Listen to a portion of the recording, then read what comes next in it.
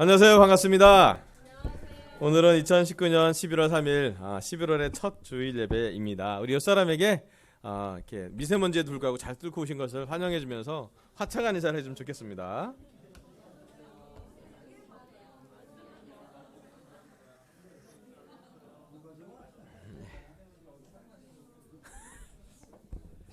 아멘. 아멘. 오늘 특별히 우리 은희가 아픈데도 불구하고 엄마랑 같이 짝 붙어서 엄마 피아노 반주하는데 옆에 누워있는 모습이 너무 이렇게 마음을 아프게도 하고 격려도 되고 감동이 되는 것 같습니다. 우리 은희를 많이 기대해 주면 좋겠습니다. 또 오늘은 우리 상현 형제랑 같이 예배를 드려서 너무 감사하고요. 우리 상현 형제는 우리 사랑하는 아내의 사촌 동생이에요. 그래서 가족입니다. 모르는 사람이 있어서 얘기를 해주는 거고요. 가장 기쁜 것은 우리 아내랑 같이 예배 보니까 너무 기쁜 것 같습니다. 아내가 없을 때 예배 드릴 때 뭔가 빠진 그 깊은 아시죠? 저 없어 보이는 거. 근데 아내가 있으니까 정말 이게 하나님 다음으로 너무 감사한 분이 제 아내인 것 같습니다. 그래서 무엇보다도 우리 아내를 위해서 많이 기도해 주셔서 너무 감사하고요. 또 아내 여러분의 기도와 또 하나님의 보호하심으로 아내가 좀 잘 회복하고 있습니다. 아직 많이 무리하긴 좀 어려웠지만 그래도 오늘 예배를 기쁘게 드릴 수 있어서 너무 감사한 것 같습니다. 지난 주중 예배 때는 저희가 사도 바울의 기도에 대해서 탄원 기도, 중보 기도, 감사 기도에 대해서 나눴고요. 오늘 말씀은 제가 평소에 약간 지난 10년 동안 많이 묵상했던 말씀을 좀 중심으로 해서 종과 아들이라는 주제로 말씀을 준비했습니다. 우리 함께 갈라디아서 3장 26절부터 29절입니다. 갈라디아 3장 26절부터 29절입니다. 같이 한번 읽어볼게요. 여러분은 시작. 여러분은 모두 그 믿음으로 말미암아 그리스도 예수 안에서 하나님의 자녀들입니다. 여러분은 모두 세례를 받아 그리스도와 하나가 되고 그리스도를 옷 입은 사람들이기 때문입니다. 유대 사람도 그리스 사람도 없으며 종도 자유인도 없으며 남자와 여자가 없습니다. 여러분 모두가 그리스도 예수 안에서 하나이기 때문입니다. 여러분이 그리스도께 속한 사람이면 여러분은 아브라함의 후손이요 약속을 따라 정해진 상속자들입니다. 아멘. 사도 바울은 갈라디아서에서 우리 모두가 예수 그리스도를 믿는 제자들이라면 하나님의 자녀들이라고 정의를 내렸습니다. 그리고 나서 세상에서 아주 오랫동안 구분되어 보이는 것들을 하나로 다 이야기를 하고 있습니다. 여기 나온 말씀에 보면 유대 사람도 그리스 사람도 없다고 그랬어요. 사실 있잖아요. 그죠? 그 당시 하나가 되기 되게 어려운 유대인들과 이방인들이었어요. 또 종과 자유인도 없다 그랬어요. 근데 실제로 있었어요. 되게 아주 강력한 종과 그 계급의 차이가 그 당시 존재하고 있었습니다. 남자가 여자가 없대요. 그건 지금도 있죠. 요즘도 페미니스트 남성과 여성의 어떤 그 성 차이에 대해서 아직까지도 갈등이 존재하고 있고요. 사실은 이 세 가지 부분은 단편적이긴 하지만 항상 구분이 되고 구분이 되는 순간 대결 구도가 돼요. 이게 그 당시에 사는 사도 바울의 세계였습니다. 갈라디아 지역에도 똑같은 문제에 직면하고 있었고 양분되어 갖고 서로 공격할 수 있는 좋은 상황이었어요. 우리나라도 마찬가지지 않아요? 진보와 보수가 늘 갈등하고 있고요. 여러 가지 가진 자와 가지지 못한 사람들이 갈등하고 있고 남성과 여성은 갈등을 계속하고 있습니다. 그럼에도 불구하고 사도 바울이 봤던 하나님을 예수님을 통해서 봤던 그런 관점은 그리스도 안에 모든 게 하나라고요. 그리스도 안에 있으면 그리스도로 옷을 입으면 우린 모두 하나님의 자녀라고요. 아주 큰 구분이 그리스도 안에서는 하나가 된다고요. 그리스도를 통해서 하나님의 자녀된 사람들은 그래서 세상의 많은 구분에도 불구하고 세상의 많은 큰 공격에도 불구하고 하나가 되어가는 것을 만들어간다 그랬고요. 사도 바울은 그걸 믿었어요. 그리고 그 갈라디아서에 쓴 편지를 통해서 사실은 갈라디아에 있는 모든 제자들에게 은혜로 시작했다가 율법으로 변질되기 쉬운 그런 복음에 대해서 다시 한번 말씀을 전하기 시작했습니다. 아마 우리 중에 오래된 제자들은 동감할 텐데요. 우리가 시간이 지나면 갈수록 처음에 제작할 때 너무 좋았는데 시간이 가면 갈수록 말씀이 해야만 될 거라고 느껴지거나 율법처럼 우리에게 남게 된다면 갈라디아서 읽으라고 부탁하고 싶어요. 갈라디아서에는 정말로 그리스도 안에서 어떻게 하나가 되고 은혜가 얼마나 우리에게 중요한지를 지속적으로 우리에게 알려주는 말씀입니다. 믿음과 행위, 복음과 율법, 성령님의 인도와 우리 자신의 노력에 대해서도 사도 바울은 참 많이 대조를 시키면서 그리스도 안에서 잘 화해가 되고 하나가 되고 연합되고 해결된다라고 표현하고 있어요. 그중에 오늘 참 구분되는 두 가지 개념에 대해서 말씀을 나누려고 해요. 그건 다름 아닌 종과 아들입니다. 우리 갈라디아서 4장 1절부터 7절 같이 한번 볼게요. 그 다음 구절입니다. 갈라디아서 4장 1절에서 7절입니다. 제가 1절 읽으면 우리 회중은 2절을 읽으시면 좋겠습니다. 내가 또 말합니다. 유업을 이을 사람은 모든 것의 주인이지만 어릴 때에는 종과 다름이 없고 2절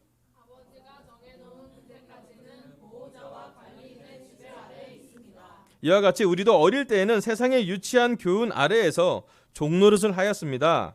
그러나 기한이 찼을 때에 하나님께서는 자기 아들을 보내셔서 저자에게서 나게 하시고 또 율법 아래에 놓이게 하셨습니다. 그것은 율법 아래에 있는 사람들을 속량하시고 우리로 하여금 자녀의 자격을 얻게 하시려는 것이었습니다. 그런데 여러분은 자녀이므로 하나님께서 그 아들의 영을 우리의 마음에 보내주셔서 우리가 하나님을 아빠, 아버지라고 부를 수 있게 하셨습니다. 그러므로 여러분 각 사람은 이제 종이 아니라 자녀입니다. 자녀이면 하나님께서 세워주신 상속자이기도 합니다. 아멘. 사도 바울은 갈라디아 제자들에게 이 말씀을 전해보면서 그들이 어떤 두 가지 개념에서 더 깊어지는 하나님 관계를 요구했고 설명하고 있습니다. 사도 바울은 종과 자녀, 종과 아들, 종과 딸에 대해서 그 차이를 설명하고 있습니다. 그리고 우리 모두는 사실은 하나님의 자녀가 되는 것이 하나님의 종으로 시작했다가 하나님의 자녀가 되는 것이 더 깊은 하나님의 관계임을 사도 바울은 이야기하고 있습니다. 사실 우리가 공감할 수 있는데요. 우리가 세례를 받을 때 우리는 두 가지 고백을 하고 이 자리에서 제자로 살게 됩니다. 첫 번째 고백은 예수님이 하나님의 아들임을 믿습니까? 라는 질문을 받게 됩니다. 그때 우리는 네 믿습니다라고 대답하죠. 아멘. 네. 그 다음에 두 번째로 그럼 막 박수 치잖아요. 네. 두 번째로는 그러면 세례 받을 사람의 개인적인 선한 고백은 무엇입니까? 라고 물어봤을 때 대부분 뭐라고 대답하나요? 예, 아주 주관식 질문. 예, 예수님이 나의 주인입니다. 예수님이 나의 주님입니다라고 대답을 해요. 그 얘기는 뭐냐면 우리는 죄의 종으로 사는 것이 아니라 예수님의 종, 예수님의 제자, 예수님한테 배우고 예수님의 종으로 우리의 제자 삶을 시작하게 됩니다. 사실 너무 기뻐요. 죄의 종이었던 우리가 예수님의 종이 된다는 건 정말로 기쁜 선택이에요. 평생 죄 때문에 죄책감을 갖고 살았고 죄에 대해서 많은 상처를 갖고 있던 우리가 그리스도 안에서 십자가를 공부하고 또 부활을 믿고 나서 어렵지만 죄에서부터 자유함을 얻을 수 있는 과정으로 우리는 예수님의 종이 되심을, 예수님의 종이 되는 것을 우리가 선택하게 됩니다. 그런데 신기하게도 종으로 계속 오래 살면 종의 근성, 조금 더 좀 심하게 표현하면 노예의 근성으로 살게 됩니다. 여러분 종과 아들, 종과 딸은 구분이 됩니다. 한번 깊게 한번 생각해 보면 좋겠어요. 이 구절을 보면서 여러분 종하고 아들, 딸은 가장 큰 차이가 뭘까요? 주인의식? 또?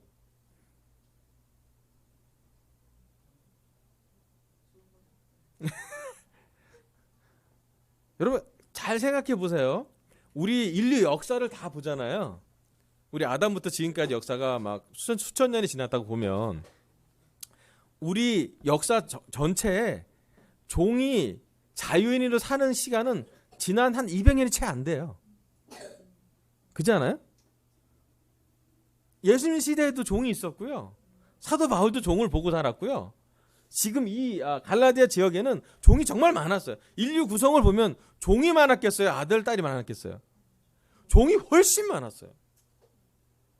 우리나라 역사도 그렇잖아요. 우리나라가 종이라는 이름을 떼어버린 지는 불과 100년이 안 돼요.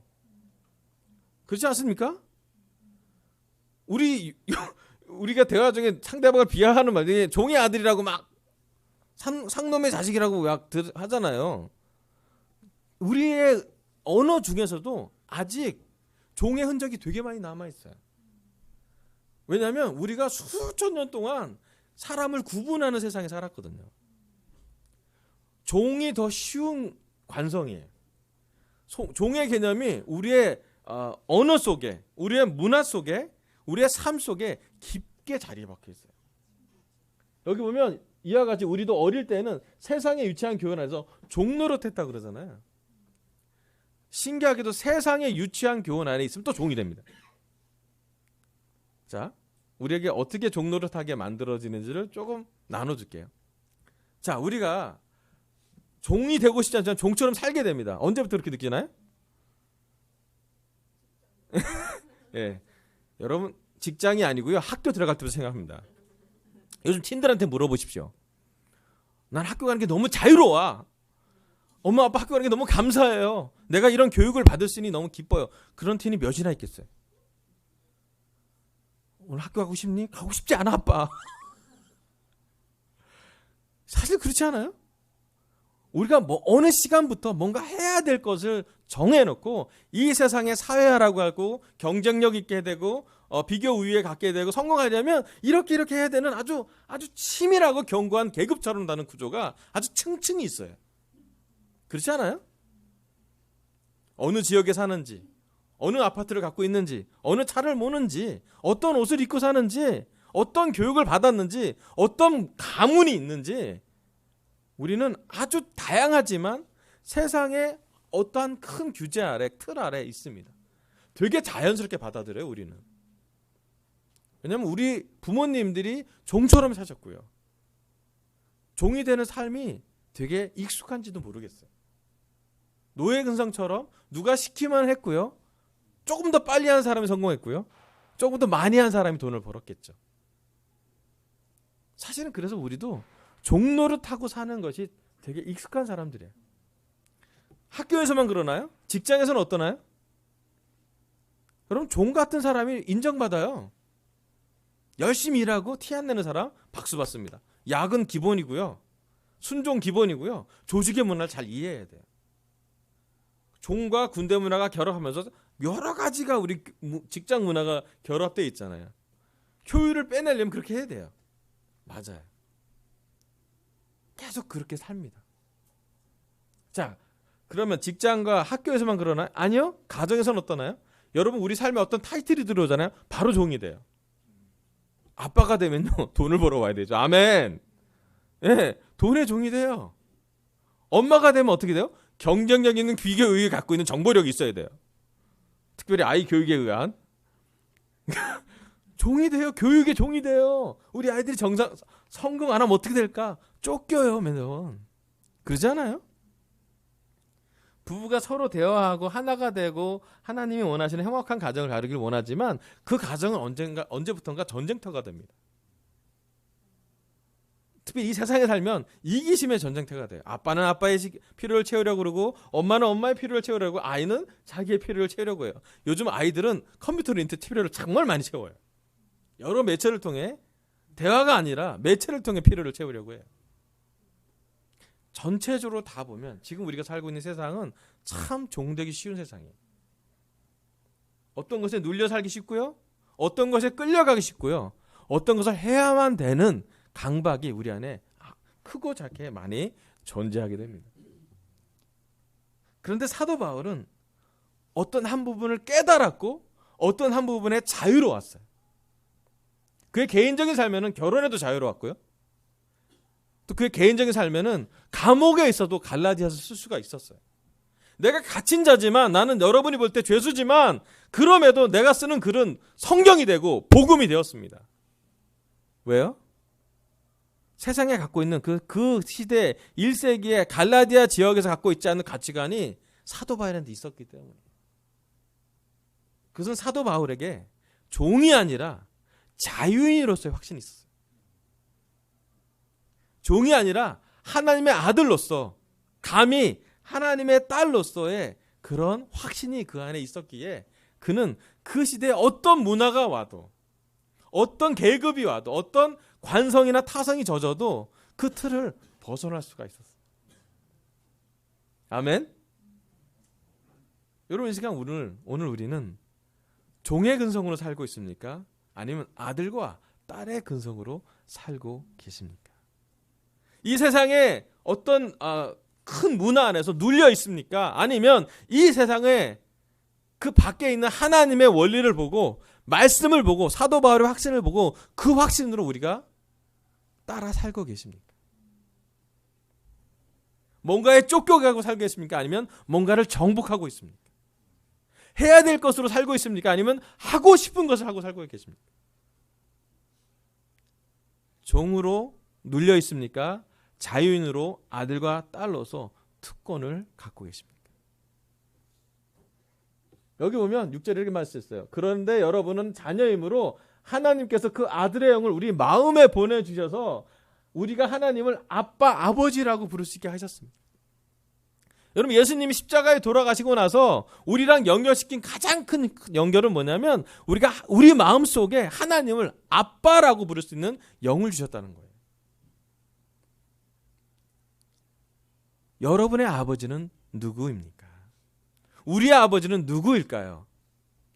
많은 경우 우리의 육체적인 아버지가 우리 육체적인 아버지 관계 때문에 하나님의 아버지 관계를 좀 굴절되는 경우도 있어요. 하지만 사도 바울은 이야기합니다. 그냥 아버지가 아니라 아빠라고요. 하나님을 아주 친밀하고 친숙한 존재로 대화를 나누는 그런 모습으로 예수님의 모습을 따라가고 있어요. 예수님과 하나님과 했던 대화량은 얼마나 될까요? 그 예수님과 하나님과 했던 대화량이 기도로 사도들이 적어놓고 남겨놓고 있습니다. 예수님은 자주 기도하셨고요. 새벽에도 기도하셨고요. 밤새면서도 기도하셨고요. 하나님과 시간을 보내는 것은 너무나 중요했어요. 마치 아버지가 아들과 같이 식사를 하듯이 매일같이 그런 시간을 보냈고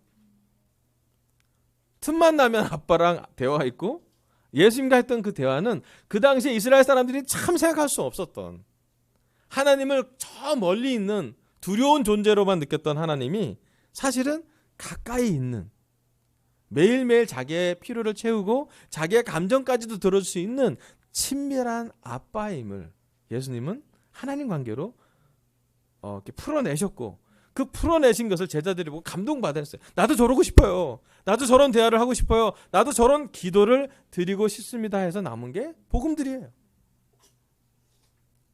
그리고 그 기도를 가장 많이 즐겼던 사람이 아마 사도 바울이었던 것 같아요. 그가 감옥에서 할 수 있는 게 뭐가 있을까?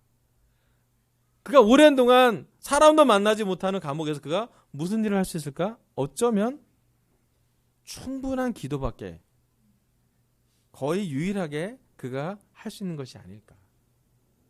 그런데 그의 기도가 얼마나 놀라웠으면 그가 썼던 기도가 지금 우리가 말씀으로 우리 마음속에 배워야 될 것이 된다면 그 기도는 참 깊은 기도였던 것 같아요. 더 놀라운 건 우리도 지금 그런 기도를 드릴 수 있다는 거예요.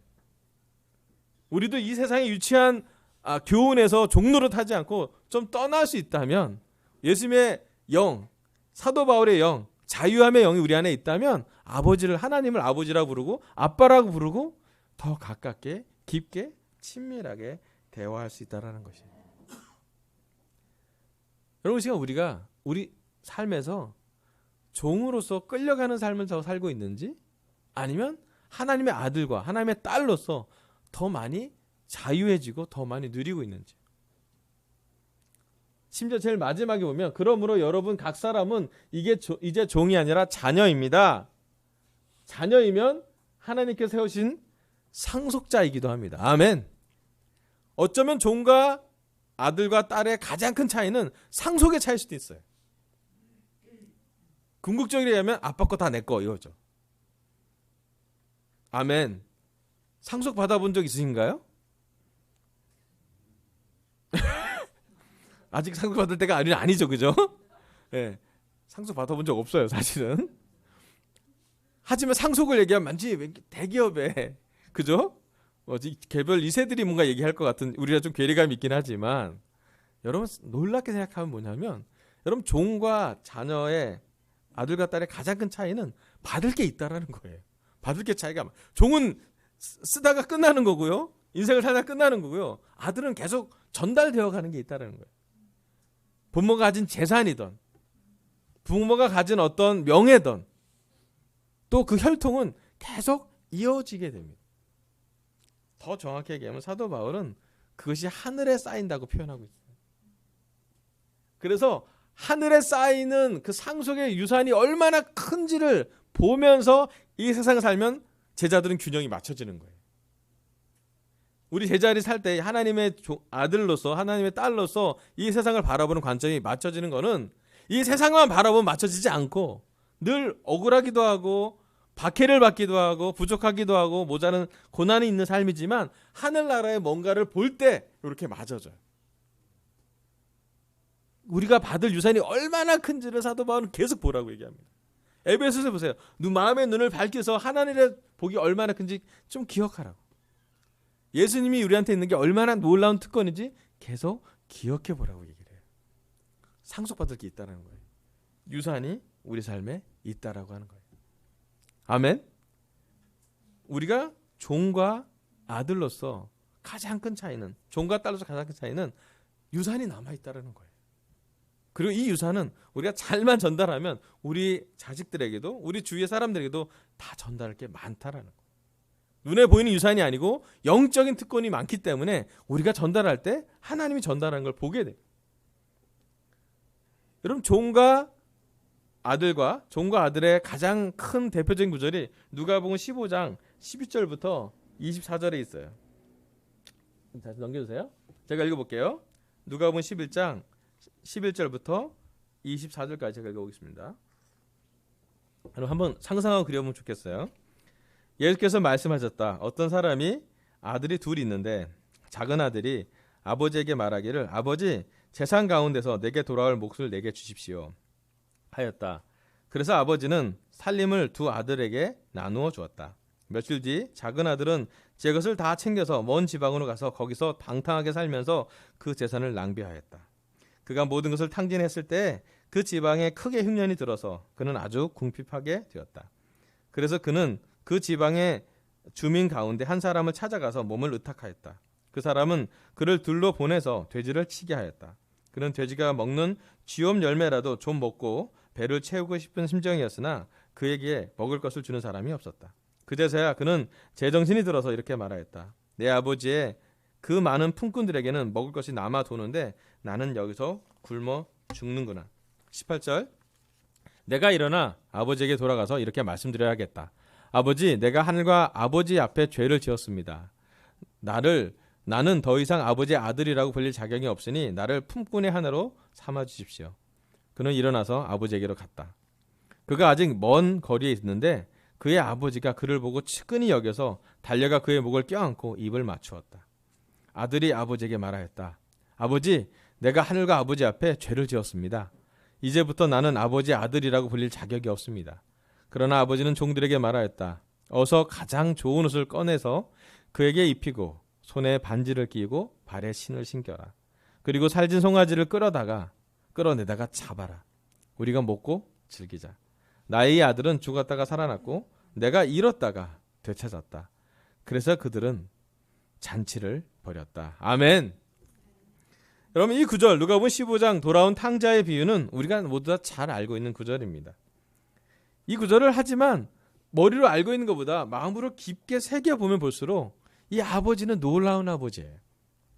그리고 이 아들은 정말로 우리 모습과 닮아 있습니다. 재산을 모두 탕진하고 먹을 게 없어서 아버지의 집에 가서 아버지의 관계보다는 먹을 것을 먹고 싶어 품꾼도 잘 배부르니까 먹고 싶어서 돌아가는 한 아들, 철없는 아들, 방탕한 아들, 탕자 아들이 집으로 돌아올 때 그 아버지는 아직 멀리 있는데도 달려가서 안기고 안아주고 입을 맞추고 손에 반지를 끼우고 발에 신을 끼고 가장 좋은 옷으로 입혀줍니다. 그리고 아들은 얘기해요. 제가 아버지의 아들로 불릴 자격이 없으니 그냥 종으로 써달라고요.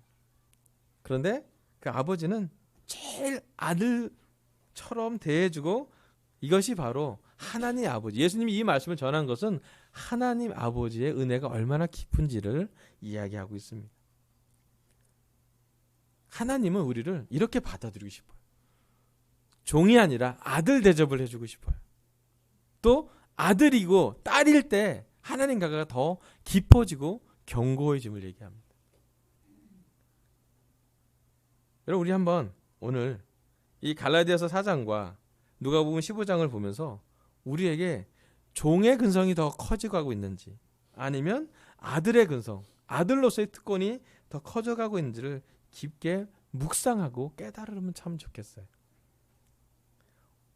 종은 주인의 명령에 순종해야 되기 때문에 자유롭지 못합니다. 하지만 아들은 아버지의 명령에 순종하지만 아버지의 관계에서 마음으로 아버지를 닮아갑니다. 종은 아무리 열심히 해도 유산을 상속받지 못하지만 아들은 아버지의 특권을 유산으로 상속받게 됩니다.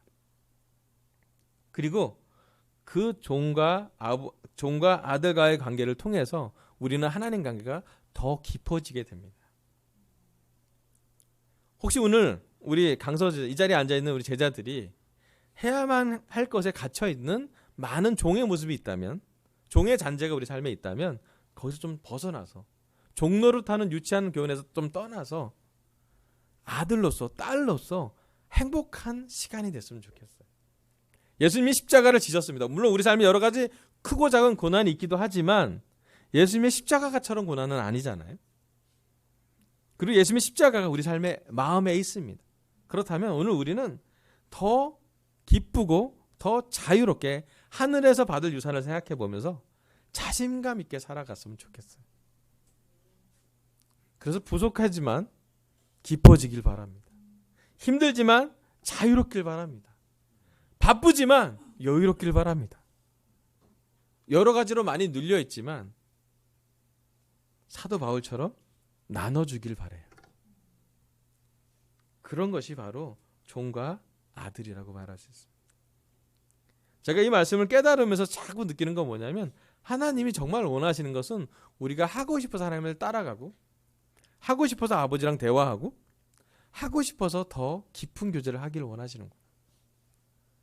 해야만 할 것에 끝나는, 마치 종과 그 주인처럼, 또는 그 모습에 닮아있는 선생님과 학생, 직장 상사와 우리 부하 직원, 이런 모습이 아니라 하나님이 원하시고 예수님이 원하시고 사도 바울이 원하는 것은 정말로 자유인으로서 은혜를 느껴가며, 내가 종도 되지 않은 사람인데 우리에게 아들로 역임을 해주시는, 딸로 받아주시는, 우리 죄는 너무 지저분하고 더러운데 아주 순결하게 매일 오늘 성찬을 했을 때 십자가의 피로 닦아주셨던 그 깊은 은혜를 끊임없이 생각해 보면서, 그리고 종으로서 끝나는 하나님 관계가 아니라 아들로서 딸로서 더 깊어지는, 더 영적으로 성숙한, 더 끈끈한 하나님 관계가 되기를 소망해 봅니다. 아멘. 그래서 오늘은 생각할 거 세 가지를 한번 던져놔 볼게요. 그러면 숙제처럼 생각해보면 좋겠습니다. 첫 번째 묵상할 거 하나는요, 우리가 어릴 때 세상에 유치한 교훈 아래서 종로를 했던 경험은 무엇인지 한번 생각해 보라는 거예요. 여러분 한번 생각해 보세요. 묵상해 보세요. 내가 갖고 있는 종의 잔재가 뭐가 있는지, 내가 살아봤던 삶 중에, 내가 지금 여태까지 몇 년을 살았는지, 40년을 살았고 50년을 살았지만 이 삶 중에 내가 종노릇하며 살았던 것이 뭐가 있는지 한번 생각해 보라고. 그리고 내 안에 해야만 하는 율법이 더 자라고 있는지, 아니면 하고 싶어하는 복음이 더 커가고 있는지, 그것은 오래된 제자일수록 더 깊게 묵상했으면 참 좋겠습니다. 그래서 다시 한번 세상에 갇혀있지도 말고, 두 번째로 종교적으로도 갇혀있지도 말고, 진짜 사도 바울이 원하는, 예수님이 원하는 아들로서 딸로서 행복한 하루가 됐으면 좋겠습니다. 아멘. 두 번째 묵상은요, 갈라디아서 4장 6절에 보면 우리는 예수님을 통해 하나님을 아빠, 아버지라고 부르고 있는가 묵상해 봤으면 좋겠어요. 여기 특별히 자녀가 있는 제자한테 이런 말씀을 나누고 싶습니다. 죄인인 우리도 우리 자녀에게 깊은 사랑하려고 하지 않습니까? 죄인인 우리도 우리 자녀들에게 자녀들의 능력이 완벽해지길 원하기보다는 자녀랑 교제하고 싶어 하지 않습니까? 애가 학교에서 1등 하기보다는 뭐 그것도 좋겠지만 정말 중요한 건 우리랑 대화 나누기를 원치 않습니다. 우리는 그런 죄인인데도 그런 아빠, 그런 엄마인데 하나님은 하물며 얼만큼 우리를 더 만나고 싶어하고 보고 싶어하고 대화하고 싶어하고 안아주고 싶어하는지를 자녀가 있는 부모님들은 꼭 깊게 한번 묵상해 봤으면 좋겠습니다. 혹시 이 자리에 자녀가 없는 제자한테 말씀드리고 있습니다. 우리의 육적인 아버지와 하나님 아버지를 구분해 내시는 묵상을 해보십시오. 우리가 갖고 있는 아버지 상이 하나님 아버지의 사도 바울이 갖고 있는 상과 예수님이 갖고 있는 아버지 상과 좀 틀릴 수가 있을 거예요. 그건 묵상하고 생각해 볼 때 깨달을 수가 있을 거예요. 그리고 그런 아버지에게 예수님이 얘기한 아버지, 사도 바울이 얘기했던 하나님 아빠와 더 가까워졌으면 좋겠습니다. 마지막 세 번째 묵상은요. 갈라디아 4장 7절에 보면요. 종이 아니라 자녀라면 하나님께서 우리에게 주실 유산은 무엇일지 생각해 보자는 거예요.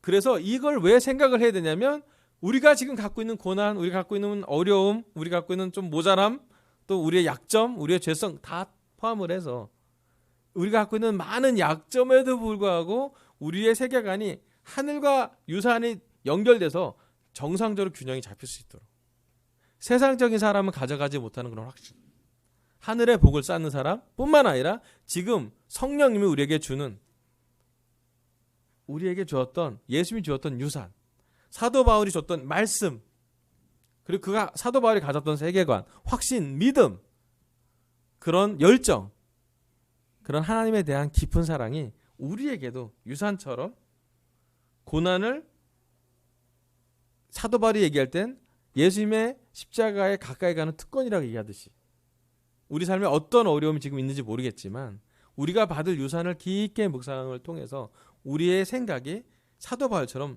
균형이 잡혀질 수 있도록 생각하면 참 좋겠습니다. 아멘. 네, 마지막 슬라이드 넘겨주세요. 오늘 하나님은 저를 통해서 종과 아들에 대해서 말씀을 전하게 했어요. 이 세 가지 묵상을 첫 번째로는 세상에 유치한 교훈의 종들의 게 뭔지 한번 묵상해 보시고요. 두 번째는 예수님을 통해 하나님을 아빠, 아버지라고 부르게 되는데 그것이 우리에게 어떤 의미인지 묵상해 보시고, 세 번째로는요. 우리가 종이 아니라 자녀라면 일만 하는 것이 아니라 보상이 있거든요. 상속이 달릴 게 있고요. 유산이 있대요. 그게 무엇인지를 깊게 묵상하면 어쩌면 이번 주 우리 삶에 어떤 문제가 와더라도 다시 한번 사도 바울의 확신, 또 특별히 예수님에 대해서 예수님이 주었던 하나님 아버지의 관계를 우리 삶에 끌어다 와서 우리 삶에도 함께 걸어갈 수 있길 바라면서 설교를 마치겠습니다. 감사합니다.